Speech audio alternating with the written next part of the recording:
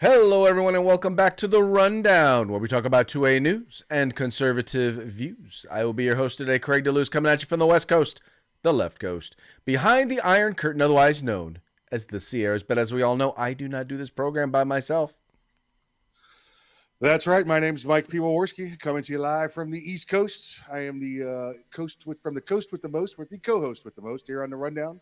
2A View, conservative news, and Craig, guess what day it is? Mike. What day is it, Mike?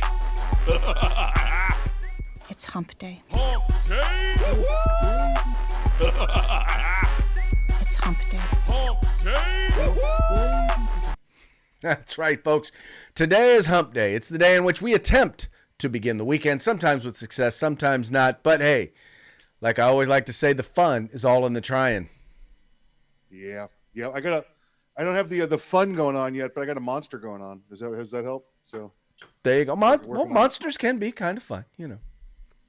Oh yeah, they got a whole bunch of new flavors and stuff out there, and I don't want to give them too much credit because they ain't a sponsor. But you know, good job recently, guys. Good job. Keeping that energy up, you know.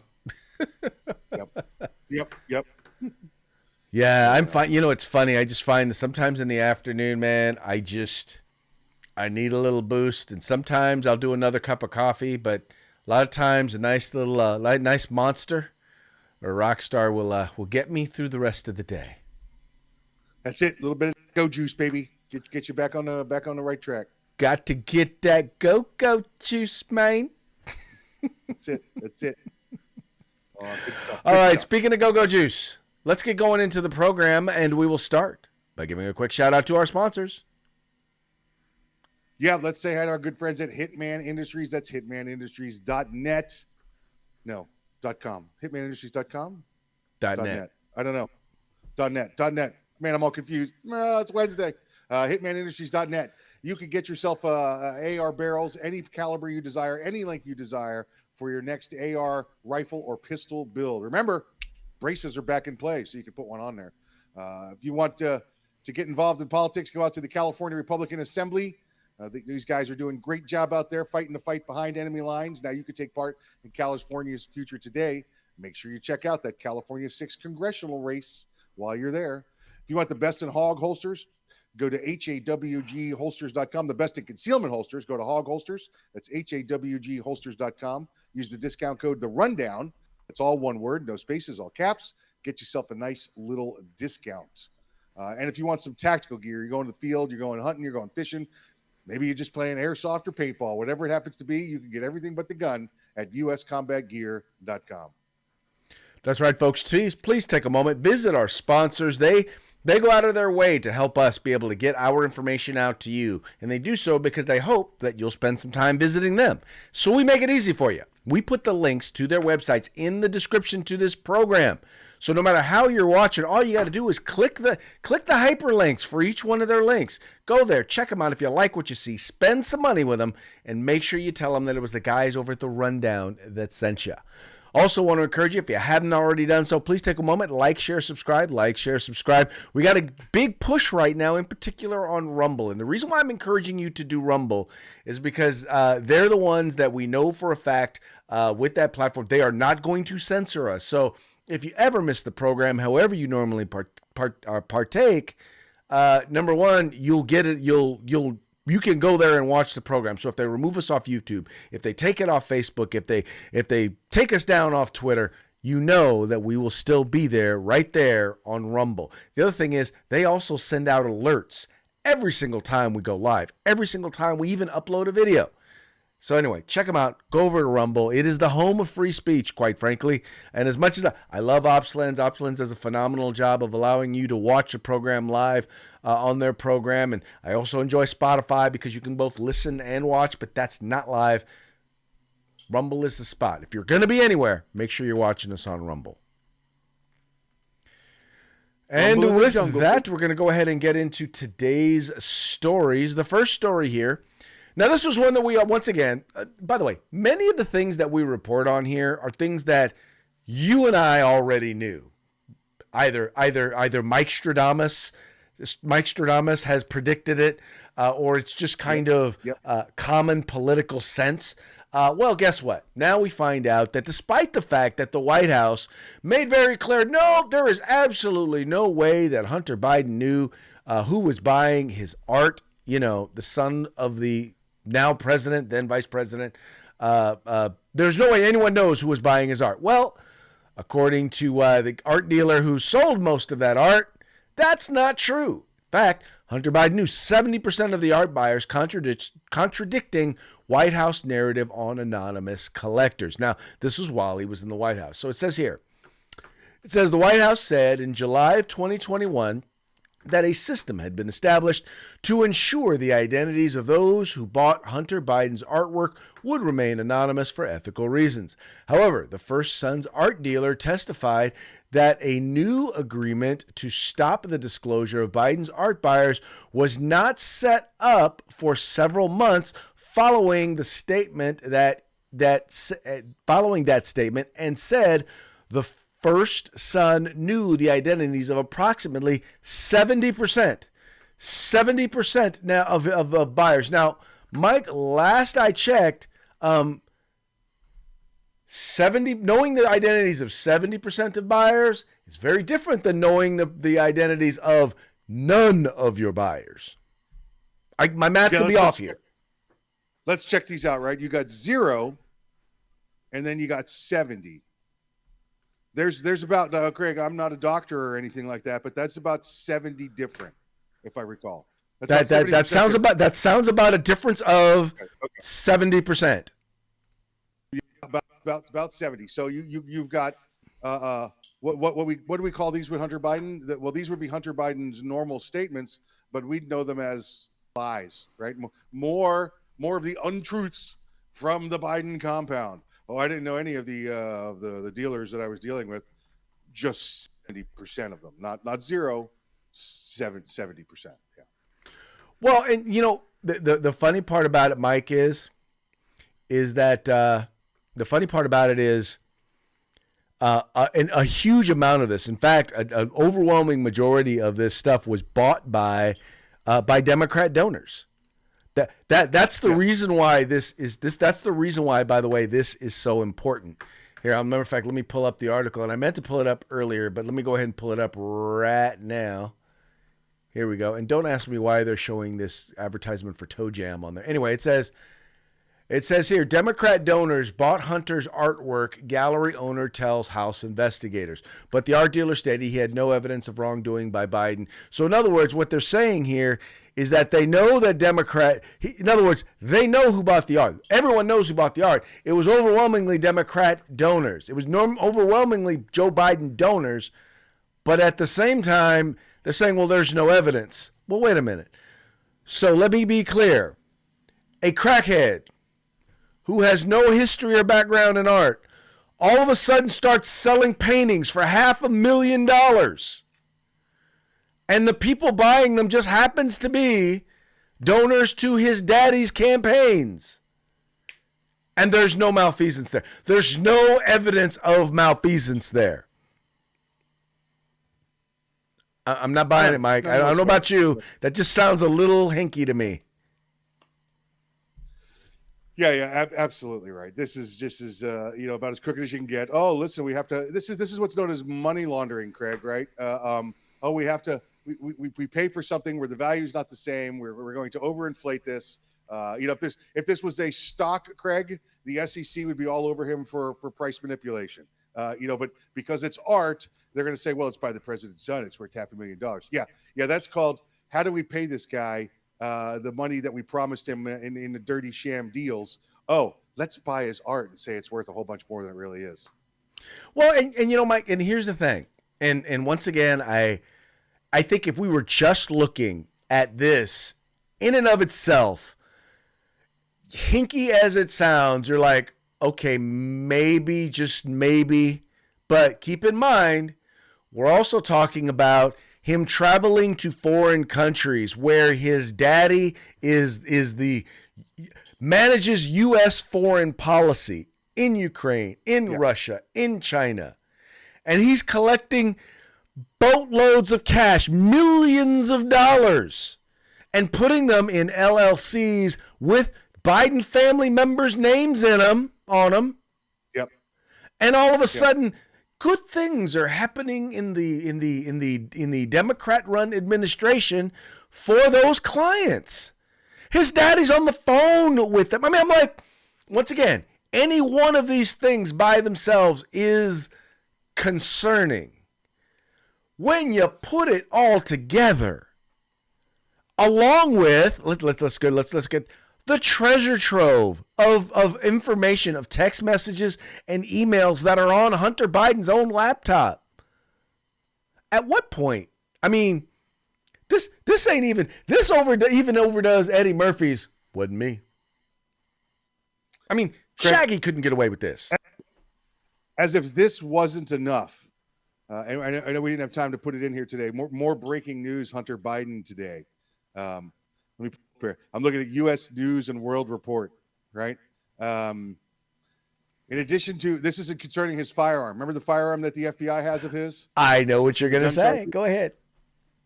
In addition to incriminating statements Hunter Biden made about his drug use in 2021, investigators found a white powdery substance on the brown leather pouch or holster he used to store the gun after pulling it from the state police vault last year. This was confirmed to be cocaine. Yeah. So if there was a question as to whether or not drugs were in the proximity of him and his firearm, it was stored with his firearm. I don't think you can make it any more obvious. That, listen, in order to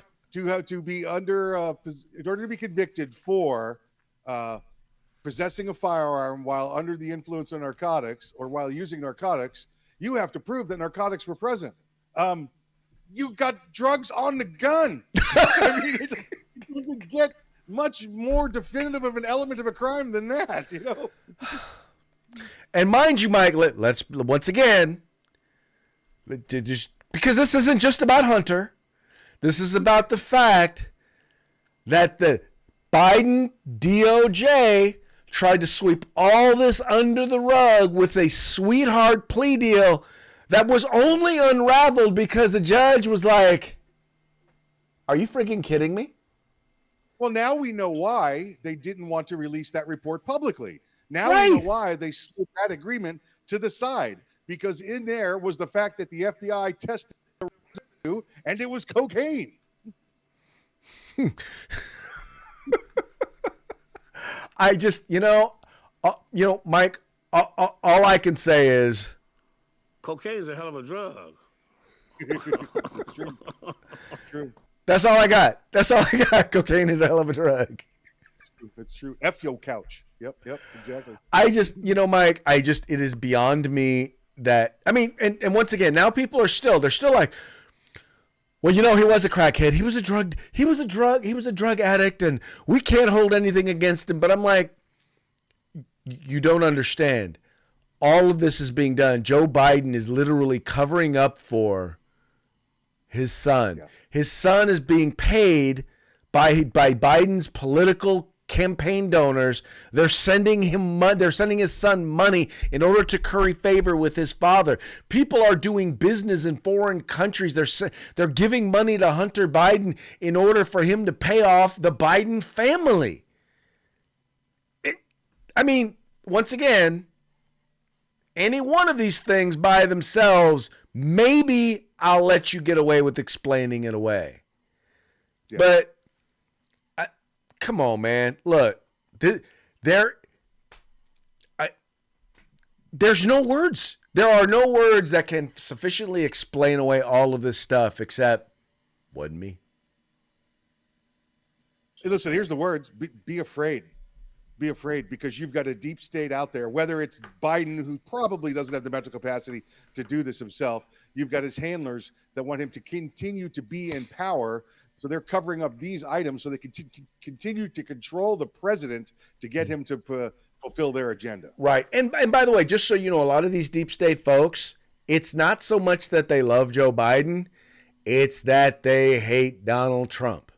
That's how you had people who were in the deep state during the Trump administration, because they were part of the deep state before Trump became president.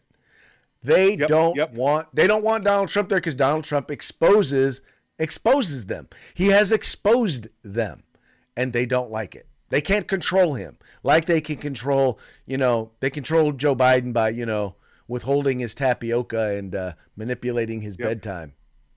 That's right. That's it. That's it, there sir. You go. Going 4:30 today instead of 3:30, sir. Make you stay up late. There you go. That's torture. Yep. Sorry, you only get vanilla, no chocolate for you today, sir. No chocolate pudding for you. What? Take your AR-14s. Take your the AR-14s. My butt's been wiped.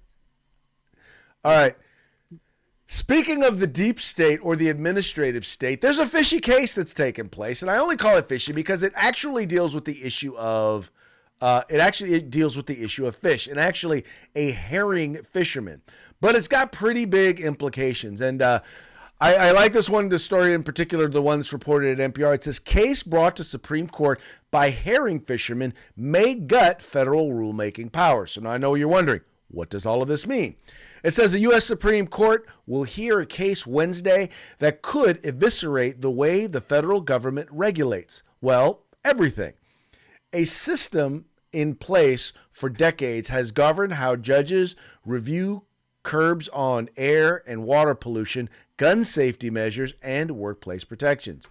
But all of it could be upended by a conservative majority on the Supreme Court. A Trump majority on the Supreme Court at the request of an unlikely set of plaintiffs, a group of herring fishermen based in Cape May, New Jersey. One of them is Bill Bright, a first-generation fisherman whose family has followed him to the sea. Yada, yada, yada. I won't get into all that. Here we go. A case with broad implications. The case has implications far beyond the fishing industry and has attracted support from conservative legal foundations, the Gun Owners of America, and a trade group for electronic cigarette makers, among others.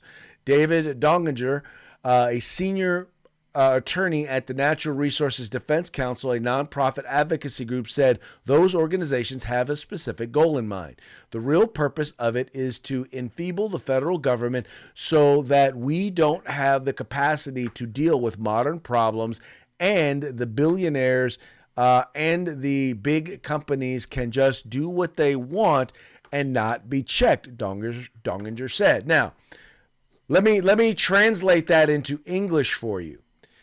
It means that the administrative people in the deep state are not able to create law, because that's what they do. What happens is Congress passes a law, the president signs it, and then when you go to each of the departments or agencies, they're supposed to make rules.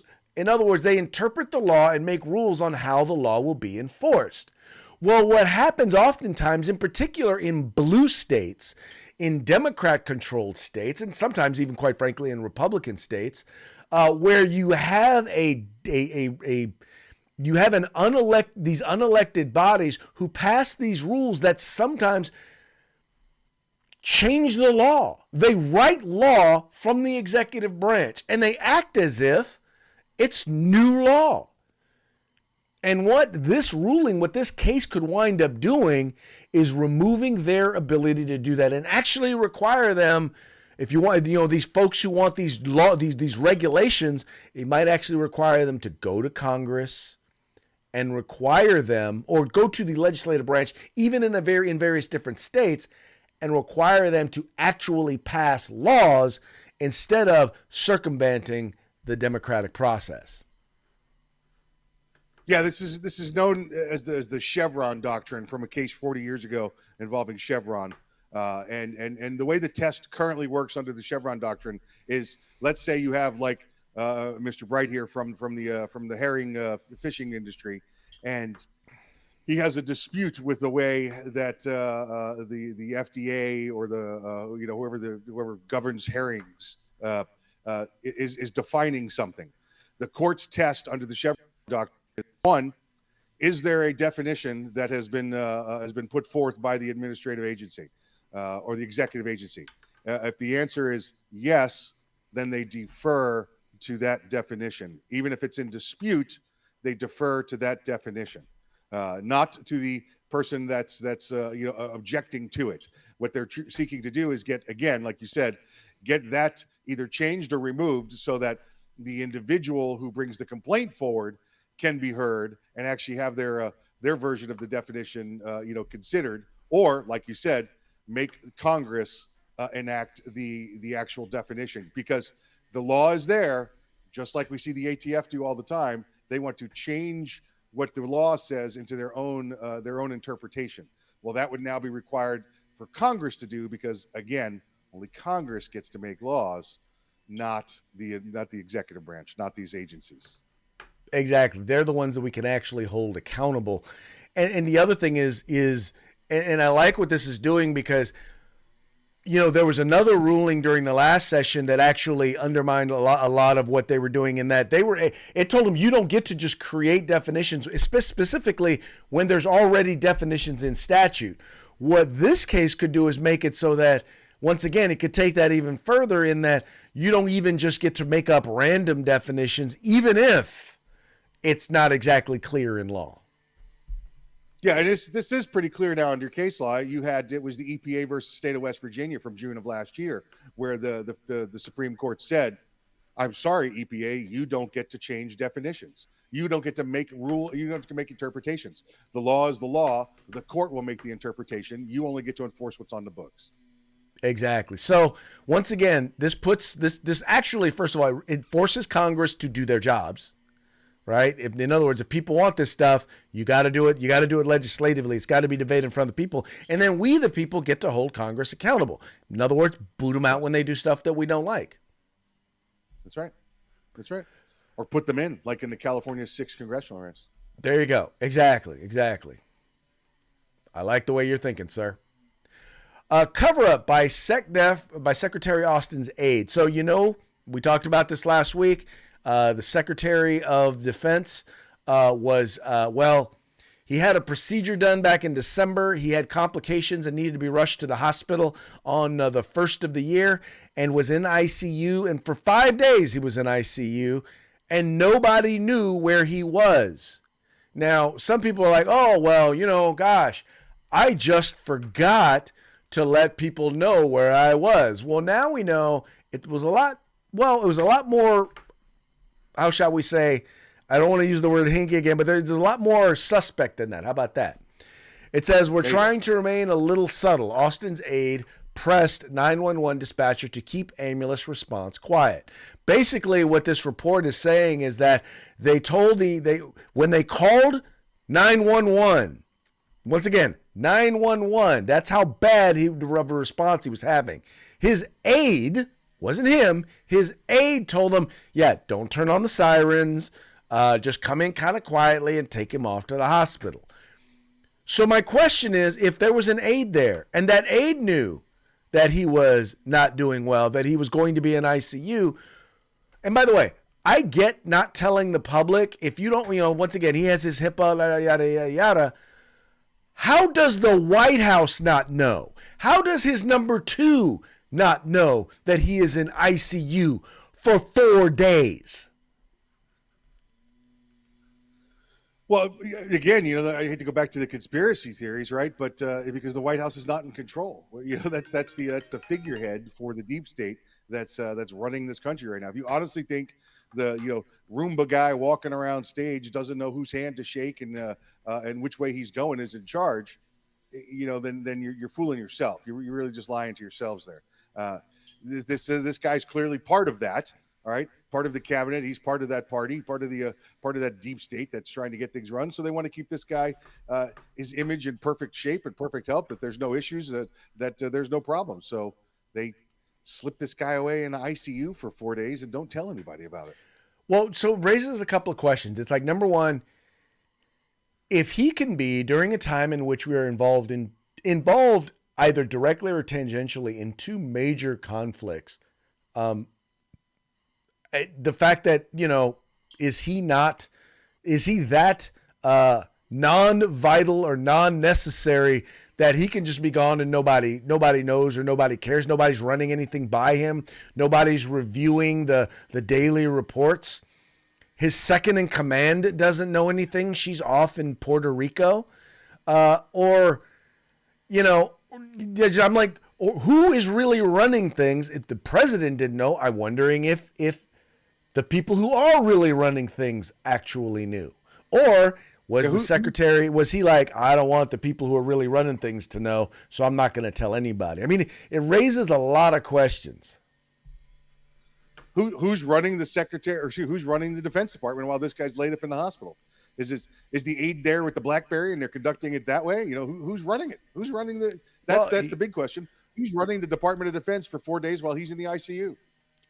Well, evidently he wasn't. That we know.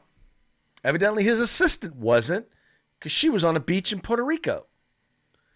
So nobody knows. So we got the aide running it. Good, yeah. Pretty much.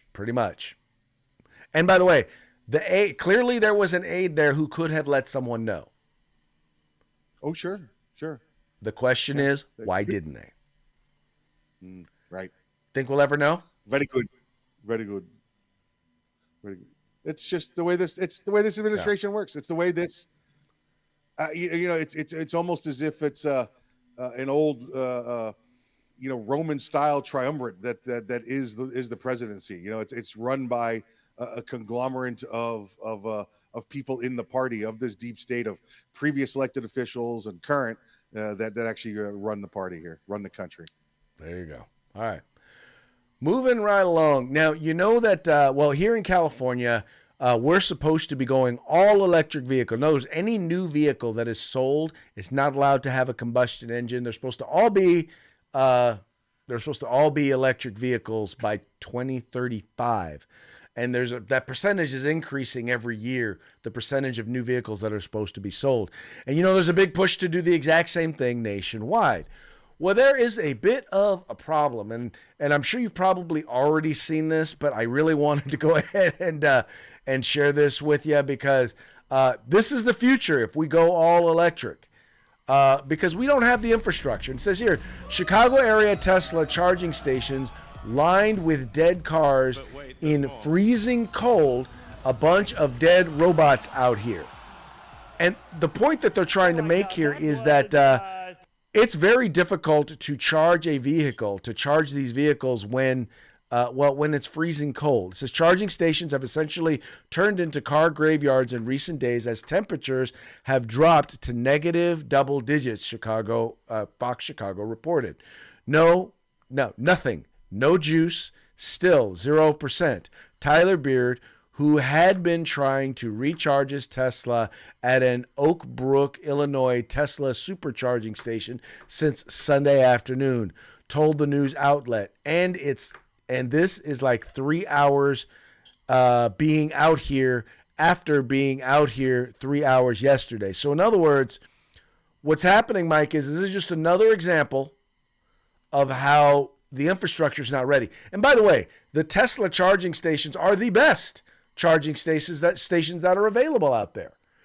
So imagine what the standard government charging stations are going to be able to do. Batteries only charge during a middle range of temperatures. For lithium batteries, it's between 41 degrees Fahrenheit and 113 degrees Fahrenheit. That's it. So when you get them hot days and you hear these Tesla drivers going, I can't get my car up to full charge, it's because the batteries, and this is how they read charge. They read charge by temperature. All right. These are you got your amperage going in, and it determines that based on the temperature. It's calories as well, because heat or calories go into it. It's a lot of little science into it. But once you get below freezing, you can forget about charging any battery at that point. And in fact, in lithium batteries, you try to do it, and it creates it's called plating in it. You damage and destroy the battery. So once below freezing, which evidently nobody told any of the people at Tesla about this. You try and charge a battery below 41 degrees, it's not going to work. Well, guess what happens when you've got a snowstorm going on and you're trying to charge a bunch of Teslas? Not going to happen so much. Well, but here's the thing. It's not just Tesla. It's, once again, we have a government right now, a federal government, and in some state governments who are pushing to force us to go all electric. And we keep saying, not only do we not have enough charging stations, but the ones we have aren't going to work during the winter. Right. Yeah. Again, this applies to any battery. Any battery will not charge below 41 degrees Fahrenheit, lithium batteries. And that's what lithium batteries are used in electric cars. Well, now, correct me if I'm wrong, and I'm no science major, but if I understand it, it's about the movement of atoms, electrons, and all molecules and all that. Well, things don't move in super cold temperature. The colder things are, the more they slow down. So obviously you can't charge anything because nothing can move. The transfer of energy is via heat. You've all felt it before when you plug your phone in your charger and you put your hand on the back of your phone and it's warm. Okay, it's just, that's how electricity is transferred, and it's calculated whether it's charged or not charged based on the internal temperatures. Okay, that's you put two batteries together, you've felt the warmth on it. Okay, everybody's done that as a kid. It's the same way here. It's heat and calories and atoms moving, which create the heat that cause the battery to take the charge. Below 41 degrees, like you just said, Craig, it becomes so slow, there is no transfer. There you go, because that on its way to freezing. Just saying. Anyway, folks, just one more piece of evidence. And once again, I'm not anti-electric vehicle. I'm anti-mandating electric vehicles, right? Let the market, tell you what, if you let the market do its thing, you will eventually have electric vehicles that work long distances, that will provide, you'll have enough charging stations, all that, if you let the market work. Just let it work. My son has a Hyundai electric hybrid plug-in. So it runs on gas, but it also is a plug-in electric, right? He loves it because he drives it to and from work, never has a problem, never uses any gas. But then when he needs to go on a longer trip, he uses the gas, and it gets him. He doesn't have to worry about stopping in the middle or anything like that, or charging it or anything like that. It just makes sense. But those aren't considered, real electric vehicles as far as, the environmentalists are concerned, because it still has a combustion engine. Yes, exactly.